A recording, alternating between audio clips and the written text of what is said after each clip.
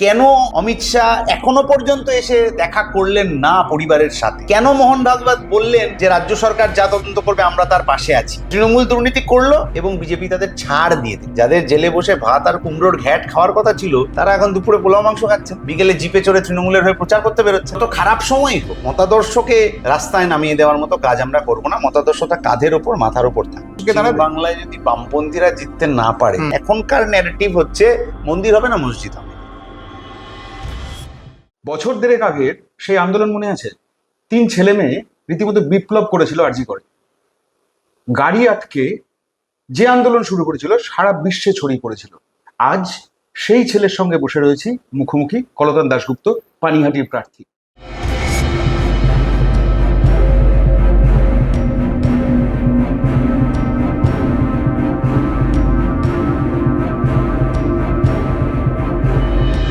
সবাই বলছে, একটা স্লোগান তৈরি হয়েছে যে জনতা বলছে কলতান জিতছে। কলতান কি বলছে? চলুন সরাসরি কথা বলি। কলতান, তোমাকে বেঙ্গল পলিটিক্সে স্বাগত।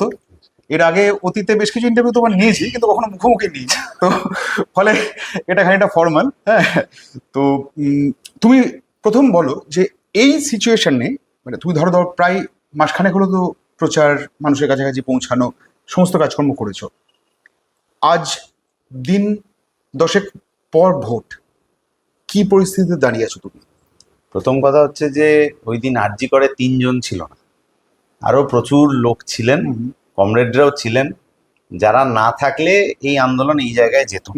কিন্তু সেটা শুধু 3 নয়, সংখ্যাটা অনেক অনেক বেশি আর কি। আর দ্বিতীয় কথা হচ্ছে যে আমাদের প্রচার খুবই ভালো হচ্ছে, মানুষের মধ্যে যথেষ্ট সাড়া আছে।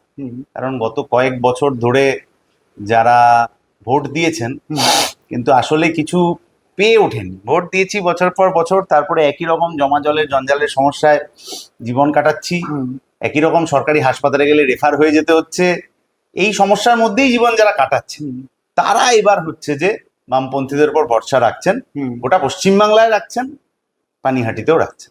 দেখো, শুধু দুর্নীতি দিয়ে তো ভোট হয় না। এর অতীতেও দেখা গেছে যে দুর্নীতিটা ইস্যু হতে পারে, কিন্তু সবসময় সেই ইস্যু গুরুত্বপূর্ণ হয়ে ওঠে তা নয়।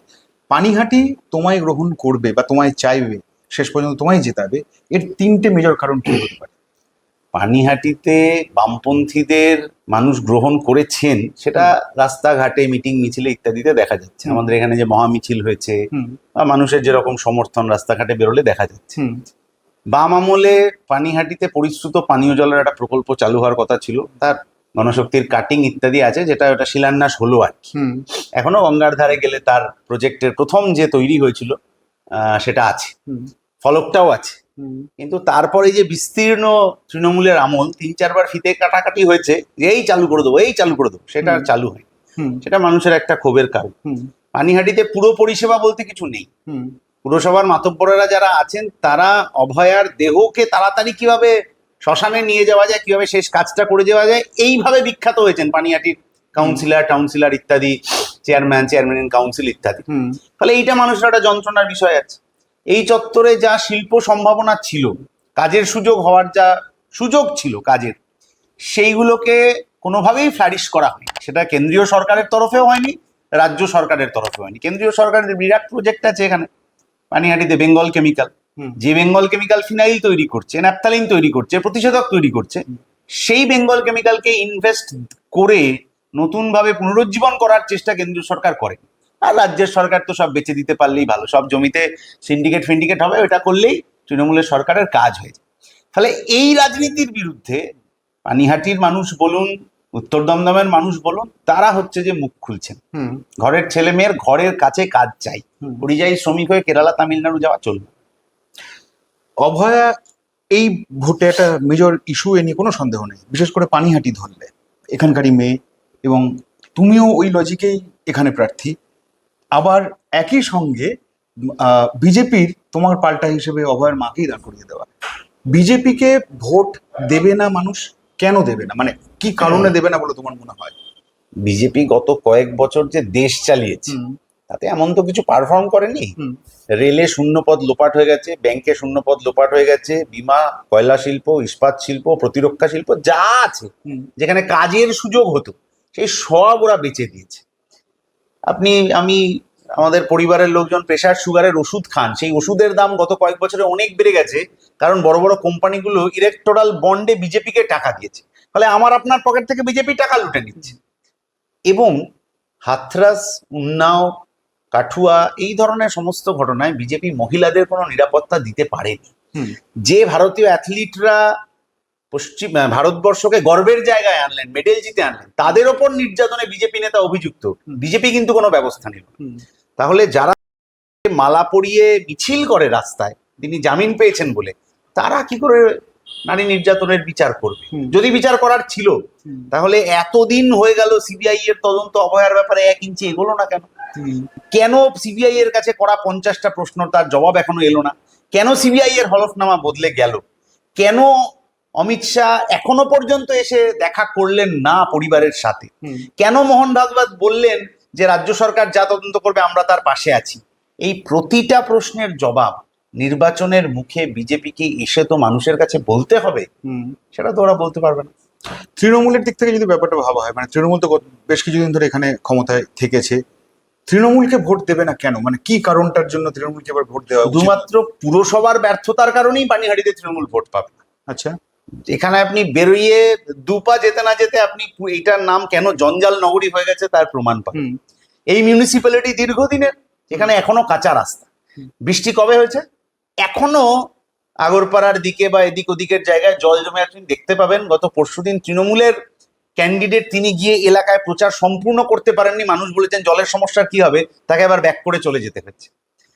এই পরিবার, যে পরিবার এখানে বিধায়ক ছিলেন ইত্যাদি ছিলেন, সেই পরিবারে 26,000 চাকরির যে চলে যাওয়া, তাদের ঘটনার সাথে এই পরিবার যুক্ত। এবং এই তৃণমূল গোটা পশ্চিমবাংলা জুড়ে যে দুর্নীতি করেছে, যে অপরাধ করেছে, গরু চুরি, কয়লা চুরি, বালি চুরি, নিয়োগ দুর্নীতি, সাদা খাতায় জমা দিয়ে বিডিও হয়ে যাওয়া, এই সমস্ত দুর্নীতি কিন্তু মানুষ ভুলে যাননি, ভুলে যাবেনও না। আপনি খানিক আগে বলছিলেন যে দুর্নীতির বিরুদ্ধে ভোট হবে না, তো বিজেপি তো যে খানিক ভোট টোট পেয়েছে তো দুর্নীতির বিরুদ্ধে কথা বলার জন্য। বিরোধী দলনেতা তো ঘোষণা করেছিলেন যে দুর্নীতির বিরুদ্ধে ইডি আর সিবিআই আসবে আর টপাটপ করে তৃণমূলের নেতাদের ধরে নিয়ে চলে যাবে, কেউ ধরতে তো পারলো না। তাহলে দুর্নীতির বিরুদ্ধে লড়াইয়ের ন্যারেটিভটা এখন চেঞ্জ হয়ে গেছে মন্দির মসজিদে, আমরা কিন্তু এই জায়গাতেই আছি। তাহলে তৃণমূল দুর্নীতি করলো এবং বিজেপি তাদের ছাড় দিয়ে দিল। যাদের জেলে বসে ভাত আর কুমড়োর ঘ্যাট খাওয়ার কথা ছিল, তারা এখন দুপুরে পোলাও মাংস খাচ্ছেন, বিকেলে জিপে চড়ে তৃণমূলের হয়ে প্রচার করতে বেরোচ্ছেন। এই সেটিং এর বিরুদ্ধে মানুষ আসলে তৃণমূল এবং বিজেপিকে বেছে না নিয়ে বামপন্থীদের বেছে নেবেন, এটাই আমাদের ভরসা। আমি ব্যক্তিগতভাবে মনে করি প্রার্থী বহিরাগত কি এলাকার এটা খুব একটা মেজর ফ্যাক্টর হয় না। অনেক শুনেছি এই কথা, হ্যাঁ, কিন্তু আমি বেশ কিছু ইন্টারভিউতে দেখেছি যেখানে তোমাকে বারবার বহিরাগত বহিরাগত বলা যাচ্ছে, কিন্তু আমি মনে করি না এটা খুব একটা ফ্যাক্টর হয়। তুমি আমাকে একটা জিনিস বলো, সেটা হচ্ছে যে এবারের ভোট ভীষণ রকম ভাবে ভাতা বনাম ধর্মের একটা সমীকরণের দিকে যাচ্ছে। কতটা এফেক্টিভ হবে এই ভাতা ভার্সেস ধর্ম যুদ্ধ? যদি বেকার ভাতার কথা ধরি, ভারতবর্ষে প্রথম বামফ্রন্টের সরকার এই ভাতা চালু করেছে। বুদ্ধবাবু খুব গর্ব করে এই ভাতা দিয়েছেন তা নয়, বুদ্ধবাবু না, জ্যোতিবাবু খুব গর্ব করে এই ভাতা দিয়েছেন তা নয়, আসলে যন্ত্রণার সাথে এই ভাতা দিয়েছেন যে কাজ দিতে পারছি না বলে ভাতা দিচ্ছি। তারপরে যখন এমপ্লয়মেন্ট এক্সচেঞ্জ হলো, কার্ড হলো, বাড়িতে ইন্টারভিউ লেটার এলো, শিল্প তৈরি হলো, ধাপে ধাপে ধাপে ধাপে যখন কাজের সুযোগ বাড়লো, তখন ভাতার প্রয়োজনীয়তা কমে এলো। কিন্তু এই সরকার যে ভাতা দিচ্ছে, 5 বছর পর যে বেকার ভাতা যে পাচ্ছে, সে 5 বছর পর কোথায় কাজ পাবে? এই যে গ্লোবাল বিজনেস সামিট এতগুলো করলো তৃণমূল, তাতে কটা চাকরি হলো তার তালিকা কিন্তু ল্যাম্পপোস্টে টাঙায়নি, শুধু নেতাদের ছবি আছে, কাট আউট আছে, কিন্তু কজন বেকারের কাজ হলো সেই তালিকা টাঙাতে হবে। তো সেই তালিকাটা ওরা টাঙাতে পারলো না, কেন পারলো না? সেই প্রশ্নের জবাবটা কিন্তু ওদের দিতে হবে। এই যে যত জায়গা ঘুরেছি, বিভিন্ন জায়গায় ঘুরে তোমার কাছে আসা, এখানে বিভিন্ন এলাকায় মানুষজনের সঙ্গে কথা বলে যা বুঝেছি, তাতে বামেরা ফিরুক এরকম একটা ভাইব তৈরি হয়েছে। তোমার ব্যক্তিগতভাবে বা তুমি দলের প্রার্থী হিসেবে যেভাবেই তুমি ভাবো না কেন, বামেদের এই প্রত্যাবর্তনের পদধ্বনি কি তুমিও শুনছো? প্রত্যাবর্তনের পদধ্বনি আমাদের বিরোধীরা শুনেছিল তো সবচেয়ে বেশি করে, না হলে যদি বামেরা মানে সেটা তো বোধহয় 2016 শুনেছি। না না, 2023, আমি আপনাকে আরো কারেন্ট সিচুয়েশন। আচ্ছা, যদি বামেরা 2023-এ পঞ্চায়েতের ভোটের সময় এটা যথেষ্ট শত্রুর বুকে ভয় ধরানোর মতো শক্তি না হতো, তাহলে 6 জন বামপন্থী কর্মীকে শহীদ হতে হয়েছিল কেন? নির্বাচনের সময়।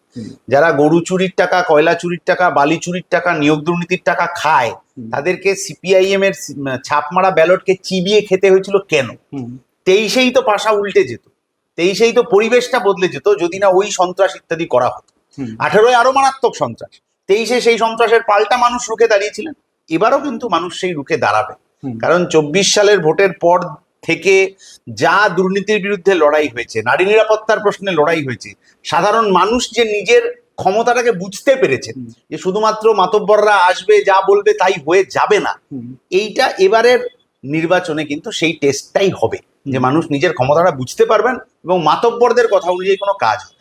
মানে যদি সেই অ্যাঙ্গেলে ভাবি আর কি, মানে হয়তো শব্দ বন্ধনীটা তোমার হয়তো খারাপ লাগতে পারে, জেল খাটা কলতান দাশগুপ্ত আর সিপিআইএম এর প্রার্থী কলতান দাশগুপ্ত, এই ট্রানজিশনটা কতটা তোমার কাছে চমকপ্রদ বলে মনে হয়, বা এই তুমি পুরো দুটো সিচুয়েশনের মধ্যে দিয়েই গেছো, কতটা তোমার কাছে ভালো লাগার জায়গা, খারাপ লাগার জায়গা, কষ্টের জায়গা বা প্রাপ্তির জায়গা, কিভাবে তুমি ব্যাপারটাকে দেখো?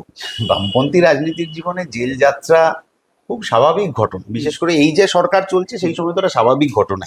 আমি প্রথম লোক নই যে হচ্ছে যে এই জেল যাত্রায় পড়েছি। আমার আগেও বহু কমরেড নিয়োগ দুর্নীতির বিরুদ্ধে লড়াই করতে গিয়েও জেল খেটেছেন, 5 দিন 6 দিন কি তার বেশি সময় জেল খেটেছেন।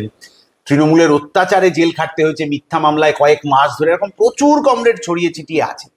ফলে সেই জেল যাত্রা যে কোনো কমরেডের জীবনে খুব গুরুত্বপূর্ণ, কারণ জীবনের ভালো খারাপ সবটাই যদি আমরা ধাপে ধাপে ধাপে ধাপে চলতে না যাই, তাহলে কোন দিন কোন সিচুয়েশন আসবে একজন রাজনীতির কর্মী হিসেবে আমরা সেই সিচুয়েশনের সাথে মানিয়ে নিতে পারবো কিনা সেটা গুরুত্বপূর্ণ।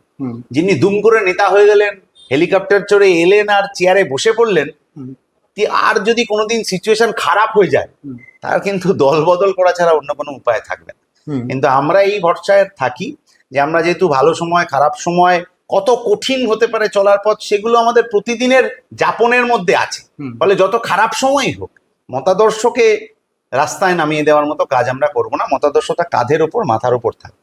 আমি 4-5 জন তরুণের নাম বলবো, প্রবীণ বা অভিজ্ঞ নেতারা আছেন, মানস মুখার্জির মতন নেতারা রয়েছেন, আরো অনেক রয়েছেন জেলায় জেলায় যারা কাজ করছেন, প্রার্থী হয়ে দাঁড়িয়েছেন, কিন্তু আমি স্পেসিফিকলি 3-4 জন তরুণ নেতার কথা বলতে চাই তোমাকে। যেমন তুমি নিজে একটু এগোলে দীপশিতা ধর, খানিকটা এগোলে ওদিকে তোমার সায়নদীপ মিত্র, ওদিকে ধরো মীনাক্ষী মুখার্জি, নবনীতা চক্রবর্তী, এই যে আর মহেশতলার দিকে গেলে আমাদের সায়ন ব্যানার্জি। আমি বলতে চাইছি যে এই তরুণ নেতারা এরা কি নতুন করে কোনো একটা দিগদর্শন তুলে ধরতে পারছে? প্রবীণরা যেমন আছেন, মানে কারণ আমি এটা জিজ্ঞেস করার পেছনে কারণটা একটাই যে তোমরাই ভবিষ্যৎ, বারবার প্রবীণ নেতারা বলছেন, অভিজ্ঞ নেতারা বলছেন।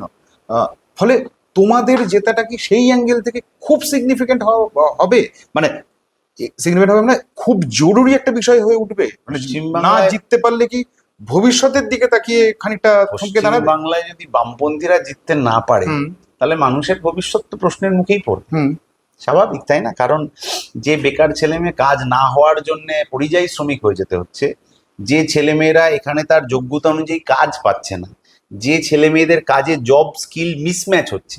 আমি পড়েছি একটা জিনিস, আমায় চাকরি করতে চলে যেতে হচ্ছে আরেকটা জিনিসে। আমার পড়াশোনার সিস্টেমের সাথে আমার কাজ পাওয়ার সিস্টেমে যদি একটা লিয়াজও না থাকে, যেটা এই সরকার কিচ্ছু রাখনি, সব তুলে দিয়েছে, সেইটা যদি না থাকে তাহলে পশ্চিমবাংলার মানুষ তো বিপদে পড়বেন। 4 বছর আগে আলুর দাম 7 টাকা ছিল, এখন 20 টাকা হয়ে গেছে। 5 বছর আগে গ্যাসের দাম 600 টাকা ছিল, তার আগে 400 টাকা ছিল, এখন 950 টাকা হয়ে গেছে। সর্ষের তেল আগে 100 টাকায় পাওয়া যেত, এখন 170-80 টাকায় পাওয়া যাচ্ছে। ফলে এই যে ট্রান্সফরমেশন, এগুলো মানুষকে আরো যন্ত্রণার দিকে নিয়ে যাচ্ছে। বামপন্থীরা একমাত্র যারা জিতলে ওই দিক থেকে হ্যাঁচকা টান মেরে এই লড়াইটাকে, মন্দির মসজিদের লড়াইটাকে বাদ দিয়ে রুটি রুজির লড়াই, কাজ পাওয়া না পাওয়ার লড়াইতে নিয়ে আসবে। বামেদের শেষ 10 বছর, এখন যে শব্দটা খুব চলে ন্যারেটিভ, তাহলে বামেদের শেষ 10 বছরে বিরোধী তৃণমূল বলতো বামেরা এত হাজার কারখানা বন্ধ করেছে, আর বামেরা তথ্য দিয়ে বলতো এই এই এই এই এই এই কারখানা আমরা তৈরি করেছি। তাহলে বামেদের শেষ 10 বছরের ন্যারেটিভ ছিল, যখন এই যে আপনি যে জেনারেশনটার কথা বললেন, তাদের যখন পড়াশোনা শেষ করে তারা চাকরির দিকে যাচ্ছে, তখনকার ন্যারেটিভ ছিল কাজ হবে কি হবে না, কারখানা বন্ধ না কারখানা খোলা। কিন্তু আপনি যদি জাম্প কাট করে এখন আসেন, এখনকার ন্যারেটিভ হচ্ছে মন্দির হবে না মসজিদ হবে। তাতে কারখানার কথা নেই, কাজের কথা নেই, পরিযায়ী শ্রমিকের যন্ত্রণার কথা নেই, নারী নিরাপত্তার কথা নেই, অথচ এইগুলোই কিন্তু মানুষের রোজগারের ইস্যু। ভোট চলে যাওয়ার 3 মাস পরও যদি আপনি রাস্তাঘাটে একটু টোকা মারেন, দেখবেন এইগুলোই চর্চা হচ্ছে। তাহলে এই চর্চাগুলোর বিষয়ে আসলে আমাদের নজরটা ঘোরাতে হবে, তার জন্য বামপন্থীদের জেতাটা জরুরি, এইটাই আমরা বলছি। আপনি নতুন জেনারেশনের কথা বললেন, আমি খালি বারবার এই প্রশ্নটা আসে বলে, আচ্ছা নতুন জেনারেশন বামেদের তো আছে, আচ্ছা বাকিদের এখনো বিজেপি বলতে আপনার প্রথম যে দুটো মুখ মনে পড়ে নরেন্দ্র মোদী এবং অমিত শাহ, তাদের চুলের রং নিয়ে খুব চর্চা হয়। তৃণমূল তৈরি হয়েছে 98 সালে, সেখান থেকে আজকে 2026, এখনো অবধি তাদের সর্বভারতীয় সভাপতি আর রাজ্য সভাপতি, সেই পদ দুটোতে কিন্তু কোনো বদল আসে। কিন্তু বামেরা কিন্তু প্রজন্মের পর প্রজন্মের কমরেডরা তৈরি হয়ে এসছে যে আমরা এই প্রজন্মান্তরকে আদর্শের ব্যাটনটা পরবর্তী প্রজন্মের হাতে দিয়ে যাওয়া, এইটা কিন্তু বামপন্থার মধ্যে আছে। ওই দুটো দল যারা আমাদেরকে এইসব বলে আর কি, কথার কথা চুরি ফুরি তো বলতে পারে না, এইসব কিছু বলে সময় কাটায় আর কি, তাদের মধ্যে কিন্তু এসব নেই। আরে একটা জিনিস বুঝতে পারছি না, বাম শূন্য এটা তো এস্টাবলিশড একটা বিষয়, তো বিজেপি কেন বারবার বাম নিয়ে বলছে আমাদের দিকে আসুন আমাদের ভোট দিন, তৃণমূল কেন বারবার বলছে যে বামেদের ভোট দেবেন না, মানে কারণটা কি? সেটিং আছে বলেই তো। না মানে কোথাও একদিকে কোথাও তৃণমূলের নেতাদের বলতে হচ্ছে আমাদের যদি না দেন তাহলে বামেদের দেবেন না বিজেপিকে দিন, আবার বিজেপির নেতারা বলছে আমাদের যদি নাও দেন বামেদের দেবেন না তৃণমূলকে। এই যে বাম, তৃণমূল এবং বিজেপির কাছে একটা ভয়ের কারণ, সেই ভয়ের কারণটাই হচ্ছে যে ন্যারেটিভ চেঞ্জ হয়ে যাবে। যদি বামপন্থীরা বিধানসভায় থাকে তাহলে তো বিধানসভার ভেতরে বাজেট অধিবেশনে কে বেশি ধার্মিক কে কম ধার্মিক এই চর্চাটা হবে না, তখন কাজের কথা হবে, কারখানার কথা হবে, চাকরি বাকরির কথা হবে, শিল্পের কথা হবে, জিনিসপত্রের দাম কমানোর কথা হবে। বামেরা বিধানসভায় নেই বলে কে বেশি ধার্মিক কে কম ধার্মিক, কে কি করেন না করেন, কে কোথায় মন্দির করবেন কে কোথায় মসজিদ করবেন, এইসবই হচ্ছে। অথচ ভোট পেয়ে যারা এসছেন তাদের হাসপাতাল, কারখানা, স্কুল, কলেজ, ব্রিজ, রাস্তাঘাট এসব করার কথা ছিল। মন্দির মসজিদ তো সাধারণ মানুষ করবেন, তার ধর্মের ব্যাপার তার মতো করে করবেন। 100 বছর আগে যখন এইসব রাজনৈতিক দল ছিল না তখন মন্দির মসজিদ হয়নি, হয়েছে। আবার 100 বছর পরে যখন এই দুটো দল থাকবে না তখনও হবে। কিন্তু আমি মানুষের ভোট পেয়ে জিতেছি, মানুষের কাজ করব, সেইটা এরা বন্ধ করে দিয়েছে।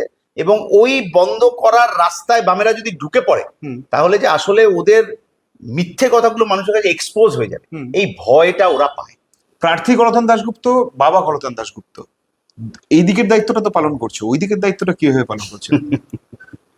এবং যথেষ্ট দূরত্ব যেতে পারছো? না, যাওয়া হয়নি, কিন্তু পরিবার আছেন, মা আছেন, স্ত্রী আছেন, তারা করছেন, এবং একটা বৃহৎ পার্টি পরিবার আছে ওইখানে, বাজার ঘাট ইত্যাদির দায়িত্ব ওই এলাকার পার্টি কমরেডরা নিয়েছেন, দেখাশোনার দায়িত্ব নিয়েছেন। এইটাই তো একটা ভালোবাসার জায়গা, এটাই, এই স্যাটিসফ্যাকশন নিয়ে রাতে ঘুমোতে যাই যে আমি সামনে উপস্থিত যদি নাও আছি কিন্তু একটা পার্টি পরিবার আছে, যে পরিবার আসলে ওই অভাবটা যতটা পারবে সেটা মিটিয়ে দেয়।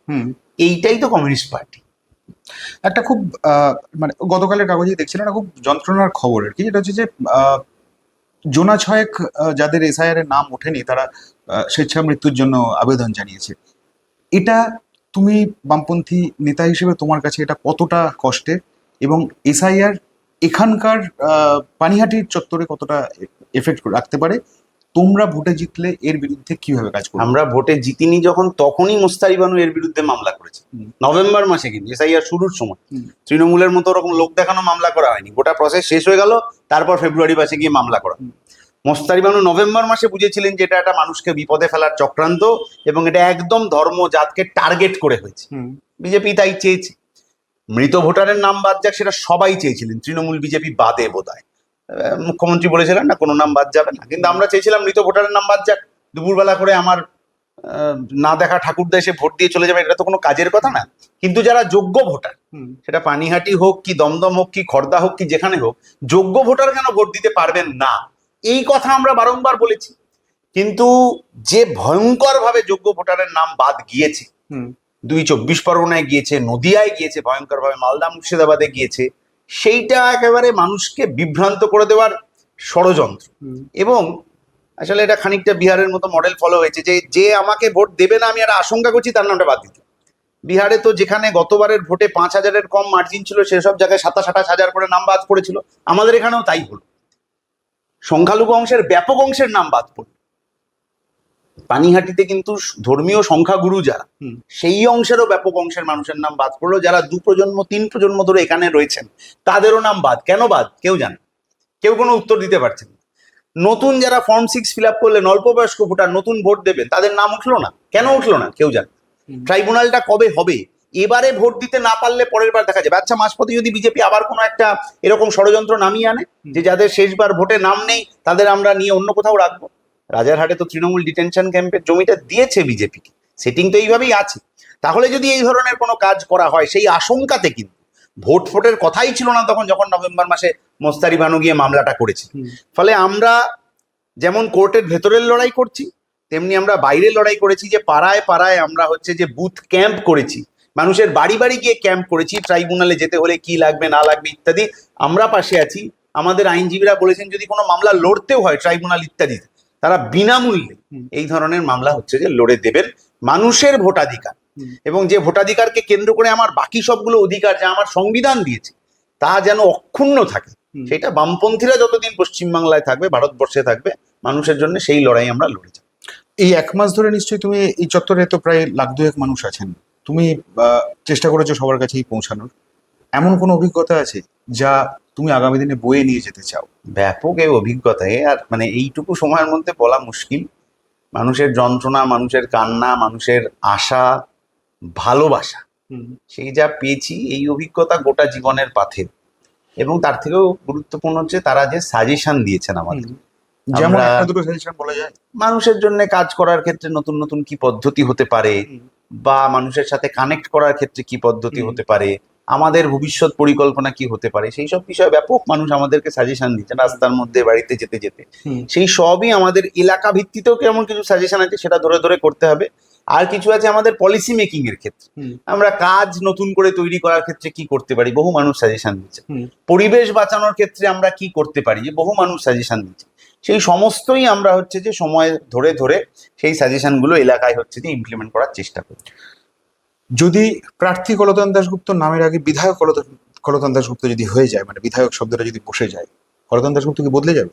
না, কেন এই বদলে এই যাবে? এই যেমন কথায় কথায় হাসি, মানুষের কাছে পৌঁছানো, এই এই একই মোড বজায় থাকবে? হ্যাঁ, অবশ্যই। কিন্তু এইটা শুধু আমার মুখের কথায় কিন্তু- বিশ্বাস করার ব্যাপার নেই, মানে জীবনের অভিজ্ঞতায় আগামী 5 বছর মানুষ পরখ করে নেবে। আর যদি প্রার্থী কলতান দাশগুপ্ত হেরে যান, তাহলে কি ওই হাওড়া স্টেশন বা শিয়ালদাতে নেমে গভীর রাতে কোনো রকমে একটা বাইক জোগাড় করে বাড়ি ফেরা, ওই সে বাস জিতলেও যা হবে, হারলেও তাই হবে। বদল কিছু জিতলেও তো যা হবে, হ্যাঁ, না, এখানেও তাই হচ্ছে, তো এখানেও তাই হচ্ছে। দুদিন আগেও তাই ছিল, দুদিন পরেও তাই হবে। বদলে যে যায় সে আর বামপন্থী রাজনীতি কিভাবে থাকবে? বদলে যে যাবে সে তো নিজেকে বিক্রি করে দেবে। আর যে একবার বিক্রি হয়ে গেছে সে কিন্তু আর কোনোদিন এসে আমার পাশের সিটটায় আমার রাজনীতিতে সাথ দিতে পারবে না। ওই যে বললাম যে পার্টি পরিবার আমার পাশে আছে, ওই স্যাটিসফ্যাকশন নিয়ে ঘুমোতে যাই। যে একবার নিজের আদর্শ বিক্রি করে দিয়েছে সে আবার এসে এই পাশের সিটে বসতে পারবে না, এই স্যাটিসফ্যাকশনটা নিয়েও ঘুমোতে যায়। তৃণমূল বিজেপি এই স্যাটিসফ্যাকশন নিয়ে ঘুমোতে যেতে পারবে না। অপরিবর্তনীয় কলতান দাশগুপ্তকে শুভেচ্ছা রইল।